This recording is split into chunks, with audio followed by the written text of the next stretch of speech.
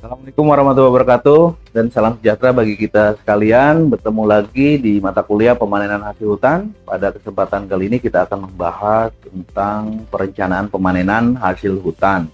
Setelah mengikuti mata kuliah ini, diharapkan mahasiswa dapat menjelaskan tentang tingkat perencanaan pemanenan hasil hutan. Mahasiswa juga dapat menjelaskan berbagai pertimbangan lingkungan yang penting dalam perencanaan pemanenan hasil hutan. Nah, perencanaan pemanenan di hutan tropis ini memiliki banyak prinsip yang sama dengan perencanaan pemanenan di mana saja. Namun perencanaan pemanenan ini melibatkan studi dan juga pemahaman menyeluruh ya, dan terkait dengan tujuan dari rencana pengelolaan hutan secara keseluruhan, kemampuan fisik sistem pemanenan, dan hubungan antara jaringan jalan dengan sistem pemanenan, kemudian inventarisasi kondisi dari lokasi pemanenan termasuk iklimnya, tanahnya, vegetasi, dan juga topografi ya. Nah, ini kita lihat ini berbagai tingkatan atau level dari perencanaan hutan, terdiri dari perencanaan strategis, perencanaan taktis, dan juga perencanaan operasional. Nah, perencanaan strategis ini melibatkan tujuan perencanaan tingkat tinggi di area yang luas dan juga dalam jangka waktu yang lama. Biasanya diterjemahkan oleh pemegang konsesi misalnya di HPH atau di HTI dalam dokumen yang disebut dengan RKU atau Rencana Kerja Usaha yang mencakup rencana pengelolaan selama 10 tahun ke depan ya. Nah, biasanya kalau di Indonesia misalnya untuk di hutan alam ya, penyusunan rencana jangka panjang seperti RKU yang 10 tahun tersebut itu berbasis IHMB atau inventarisasi hutan menyeluruh berkala. Itu tujuannya tentunya untuk melihat bagaimana kondisi potensi hutannya secara menyeluruh, sehingga setelah perusahaan mengetahui potensi yang ada, tentunya ini sangat penting datanya itu bisa digunakan untuk merencanakan bagaimana rencana pengelolaan selama 10 tahun ke depannya. Dan selama 10 tahun kemudian nanti akan dilakukan berulang kembali misalnya kegiatan IHMB atau inventarisasi hutan menyeluruh berkala tersebut. Nah, perencanaan strategis ini untuk instansi publik misalnya alokasi lahan untuk penggunaan lahan atau yang disebut dengan zoning, penetapan konsesi, uji keberlanjutan, serta penetapan standar dan pedoman mengenai pengelolaan sempadan sungai, koridor satwa liar, dan pengelolaan kawasan yang memiliki tingkat kelerengan yang tinggi. Untuk perusahaan swasta ini contohnya terkait dengan pembelian lahan, keputusan untuk pembangunan fasilitas, keputusan jangka panjang terkait dengan pasokan kayu, termasuk juga keputusan terkait dengan intensitas pengelolaannya. Terkait dengan perencanaan taktis, nah ini perencanaan ini melibatkan kerangka waktu yang lebih pendek dan mempertimbangkan tindakan pengelolaan di tingkat landscape, misalnya berbasis daerah aliran sungai atau das ya. Perencanaan taktis ini merupakan pengembangan dari rencana strategis ya, atau rencana besar tadi gitu ya. Tujuan perencanaan taktis di sini adalah untuk mengembangkan rencana yang layak secara spasial yang mengimplementasikan arahan dari rencana strategis. Nah, keputusan pada tingkat taktis ini melibatkan pengembangan pengelolaan blok atau bagian hutan, perencanaan jaringan jalan hutan, baik itu jalan induk, jembatan, gorong-gorong, dan lain sebagainya gitu ya. Keputusan mengenai bagaimana tingkat kepadatan jalan, penjadwalan awal blok tebangan. Nah, ini nanti akan dimasukkan berdasarkan permintaan dari buyer atau permintaan dari pabrik kalau misalnya konsesinya tersebut terintegrasi dengan pabrik sendiri.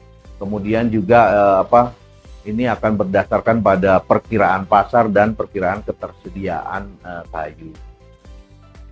Perencanaan berikutnya yaitu perencanaan operasional. Ini kadang disebut juga sebagai rencana pemanenan. Nah, ini mengacu pada perencanaan serangkaian tindakan yang diperlukan untuk melaksanakan proyek tertentu di lapangan. Kerangka waktu untuk perencanaan operasionalnya ini biasanya pendek, biasanya sekitar 1-5 tahun. Nah, untuk di Indonesia misalnya untuk perencanaan operasional ini diterjemahkan di dalam RKT misalnya ya. RKT itu rencana kerja tahunan gitu ya. Jadi tadi untuk rencana jangka panjangnya dalam RKU yang 10 tahun, nanti secara lebih detail lagi akan diterjemahkan ke dalam rencana yang lebih detail, rencana tahunan yang disebut dengan RKT tadi.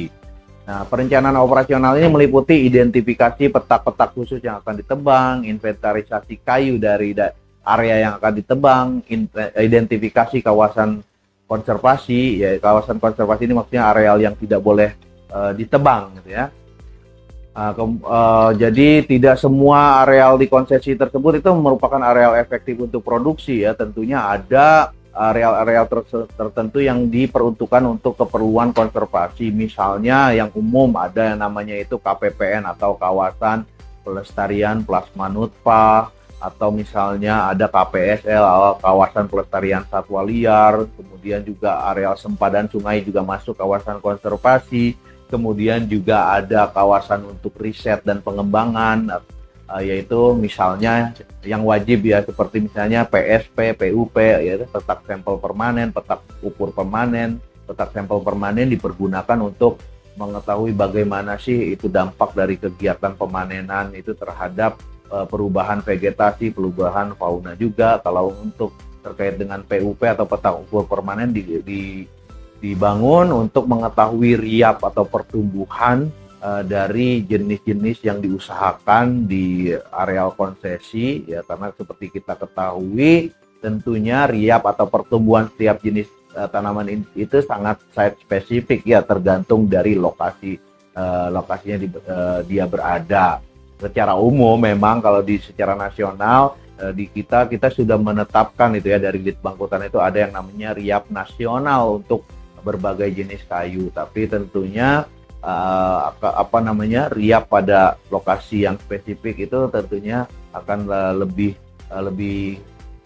valid dan menambah kekayaan data. Oleh karena itu setiap HPH gitu ya, pemegang konsesi itu diwajibkan oleh KLHK itu untuk membangun PUP atau petak ukur permanen untuk mengukur riap atau growth gitu ya. Nah, nanti itu datanya juga akan divalidasi oleh Litbang Kehutanan ya, karena wajib disampaikan kepada Litbang Kehutanan untuk dianalisis. Biasanya setelah pengukuran di PUP itu dilakukan selama minimal setelah 5 tahun atau 5 kali pengukuran.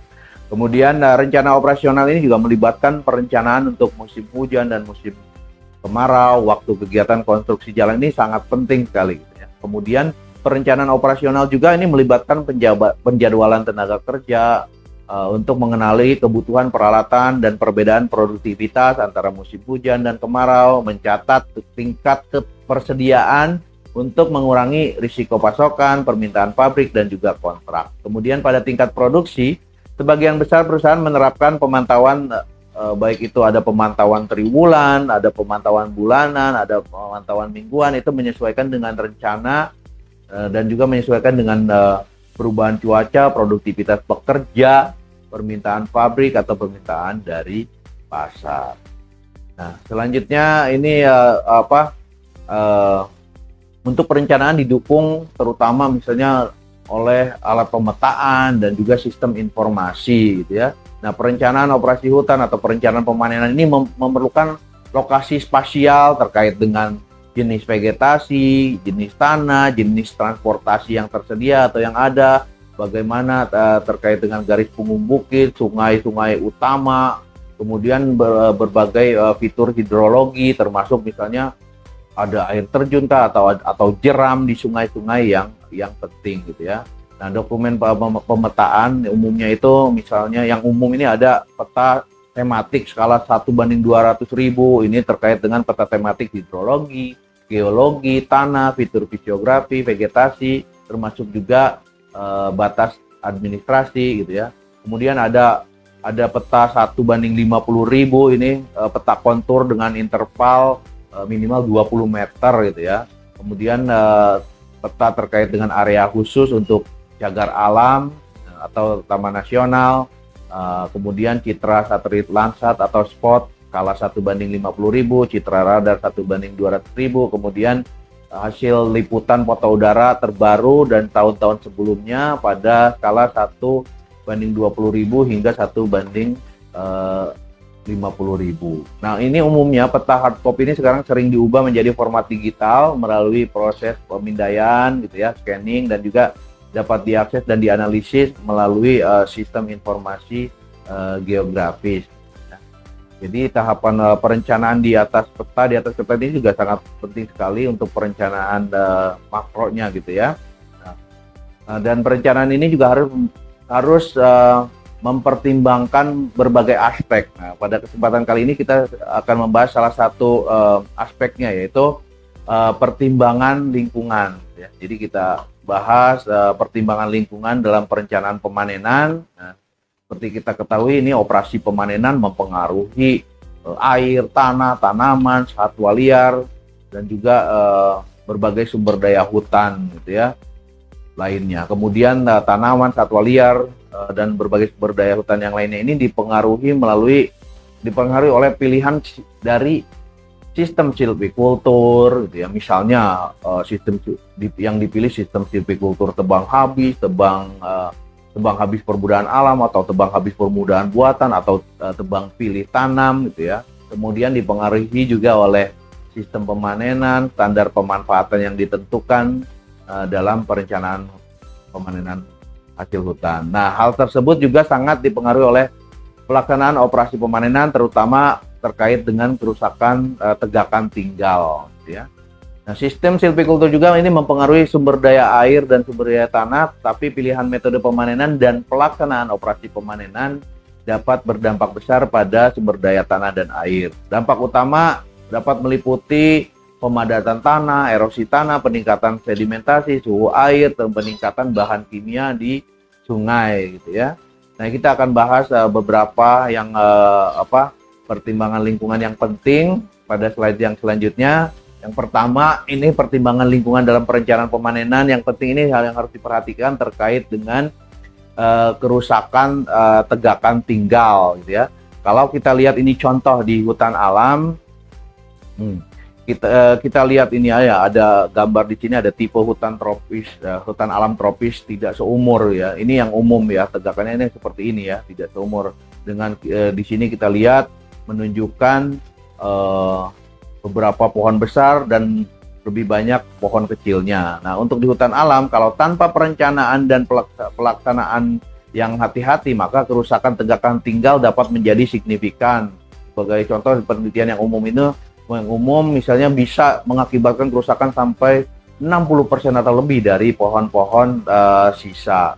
Kemudian kalau untuk di hutan tanaman, pada slide yang selanjutnya kita bisa lihat ya di gambar ini seperti ini. Umumnya sistem silvikultur yang diterapkan adalah tebang habis permudahan buatan. Nah, kita bisa lihat di sisi kiri ini yang sudah ditebang habis, sisi kanannya ini yang belum ditebang gitu ya.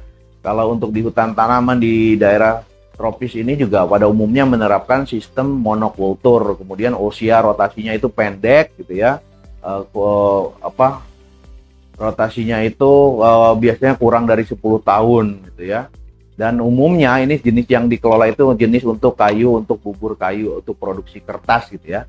Nah, kerusakan tegakan tinggal pada hutan alam ini bukan merupakan masalah utama dalam pemanenan hasil hutannya, tapi selama pemanenan ini bisa menjadi masalah. Nah, dalam hal penggunaan pemanenan mekanis, ini jarak pohon merupakan hal yang perlu diperhatikan ini ya dalam pengelolaan hutan gitu ya. Nah, misalnya jika pohon ditanam dengan jarak kurang dari 3,8 meter, ini kemungkinan pemanenan tidak akan dapat melewati antara pohon tanpa merusak batang pohon di dekat pangkal. Dan jika jarak pohon kurang dari 3,5 meter, seluruh baris akan memiliki kayu yang dihapus. Kemudian ini beberapa rekomendasi atau pilihan untuk jarak penanaman, misalnya 3 meter kali 4 meter gitu ya. Ini dengan dimensi lebih panjang ke arah yang akan dilalui oleh traktor atau mesin penyarat gitu ya. Kemudian pertimbangan lingkungan yang lainnya dalam pemanenan yaitu terkait dengan pemadatan tanah atau soil compaction. Nah, kita bisa lihat itu ya berbagai dari foto di slide ini, berbagai kegiatan yang berpotensi menyebabkan pemadatan tanah. Contoh misalnya kegiatan penyaradan, kegiatan transportasi kayu melalui logging truck gitu ya. Nah, hasil dari tekanan dan pemadatan tanah ini merupakan hasil dari tekanan dan getaran yang diterapkan pada tanah.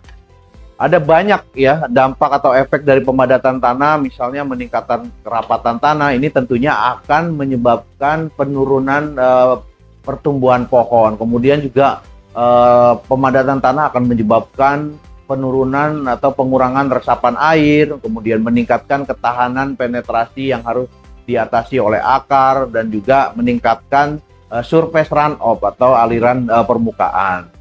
Ya. Nah, untuk terkait dengan pemadatan tanah ini dapat dikontrol atau dapat dikendalikan melalui pemilihan sistem pemanenan, kemudian juga musim operasinya, dan juga perlakuan atau rehabilitasi pasca panen. Misalnya untuk di jalan sarat itu merupakan jalan yang non permanen ya. Oleh karena itu, setelah kegiatan pemanenan di petak tebang selesai, maka jalan sarat itu harus deaktivasi. Nah, setelah kegiatan deaktivasi jalan sarat ini misalnya meliputi kegiatan rehabilitasi, misalnya pembuatan cross ditch atau sudetan gitu ya, tujuannya untuk mengalirkan surface runoff ke vegetasi di sebelah kiri atau kanan dari jalan sarat, sehingga tidak mengalir di atas permukaan jalan sarat, terutama di jalan sarat yang memiliki kemiringan yang tinggi. Kemudian juga kegiatan deaktivasi jalan sarat juga meliputi enrichment planting atau penanaman pengayaan ya, tentunya dengan jenis-jenis yang pionir yang mampu tumbuh di areal bekas jalan sarat yang cukup padat. Nah, kemudian yang selanjutnya yaitu pertimbangan yang selanjutnya itu terkait dengan pengerasan tanah, atau ini disebut dengan soil laterification ya. Nah, ini terdapat kekhawatiran itu dan sudah diteliti ini ya, terkait dengan pengerasan tanah yang diakibatkan oleh berbagai kegiatan. Berdasarkan hasil penelitian, pengerasan tanah ini disebabkan oleh berbagai kegiatan pemanenan hasil hutan, meliputi land clearing atau penyiapan lahan dan pembersihan lahan, kegiatan penyaradan, karena penyaradan kebanyakan dilakukan dengan mekanis menggunakan traktor gitu ya. Kemudian kegiatan di TPN juga sangat intens sekali gitu ya, penumpukan, kemudian penumpukan di TPN, loading atau pemuatan ke logging truck yang dilakukan oleh loader gitu ya.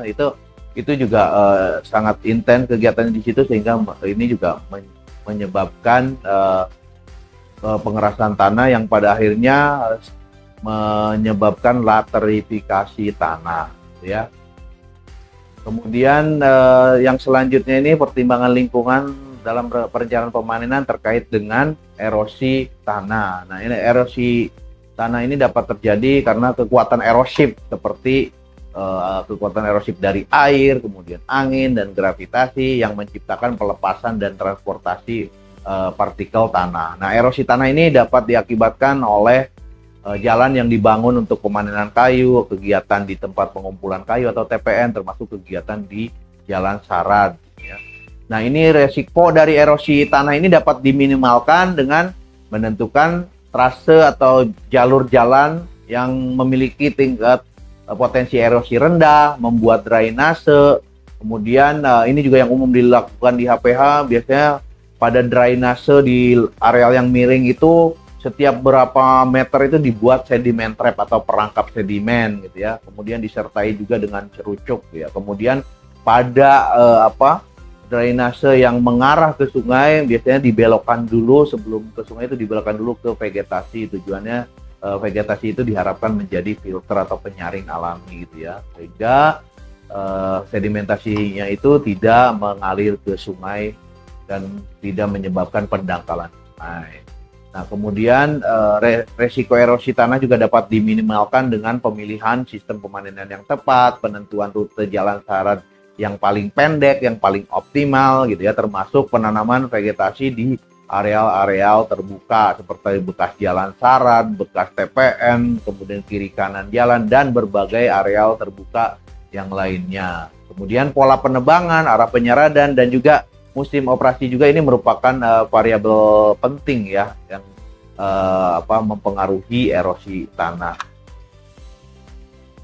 Nah, selanjutnya pertimbangan lingkungan yang lainnya terkait dengan perlindungan aliran air sungai gitu ya. Seperti kita ketahui, kegiatan pemanenan di sepanjang aliran sungai dapat mempengaruhi kualitas air akibat dari sedimentasi, peningkatan suhu, dan juga kontaminasi bahan kimia dari operasi pemanenan hasil hutan yang dilakukan. Nah, ini beberapa metode untuk melindungi sungai, misalnya dengan menetapkan berbagai praktek pengelolaan khusus di sepanjang sungai. Contoh, misalnya dengan membuat atau menetapkan areal penyangga atau buffer zone sempadan sungai sebagai kawasan lindung atau kawasan konservasi. Artinya penebangan itu tidak boleh dilakukan pada areal penyangga atau buffer zone tersebut.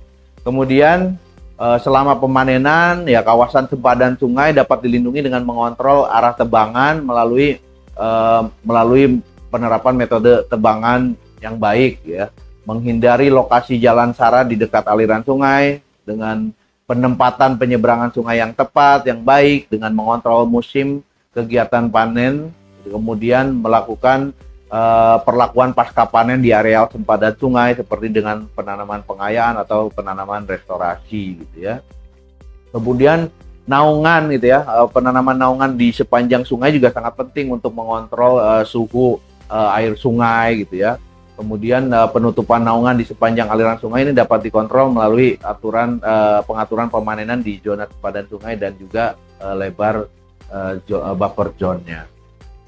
Kemudian pertimbangan yang lainnya ini terkait dengan konservasi satwa liar, gitu ya. Nah, ini pemanenan tentunya dapat mempengaruhi satwa liar dengan menghilangkan atau menurunkan habitat satwa liar dan dengan meningkatkan akses perburuan, gitu ya, oleh orang luar, gitu ya, perburuan ilegal dari satwa liar. Kemudian, nah, konservasi habitat dari satwa liar ini dapat dilakukan dengan menerapkan tebang pilih atau selective cutting atau pemanenan selektif, gitu ya. Kemudian dengan menerapkan batasan penebangan kayu, gitu ya, atau kita kenal misalnya dengan jatah tebang tahunannya itu ada batasannya. Kemudian juga ada batasan yang lainnya dari batasan jenis yang boleh ditebang, kemudian diameter yang boleh ditebang yang tadi sudah kita bahas sebelumnya. Kemudian juga upaya yang lainnya itu terkait dengan konservasi habitat dari satwa liar bisa dilakukan dengan membuat koridor satwa liar dan juga perlindungan daerah sempadan. Nah, demikian untuk materi hari ini terkait dengan perencanaan pemanenan hasil hutan. Semoga materi yang disampaikan bisa bermanfaat. Terima kasih atas perhatiannya. Wassalamualaikum warahmatullahi wabarakatuh.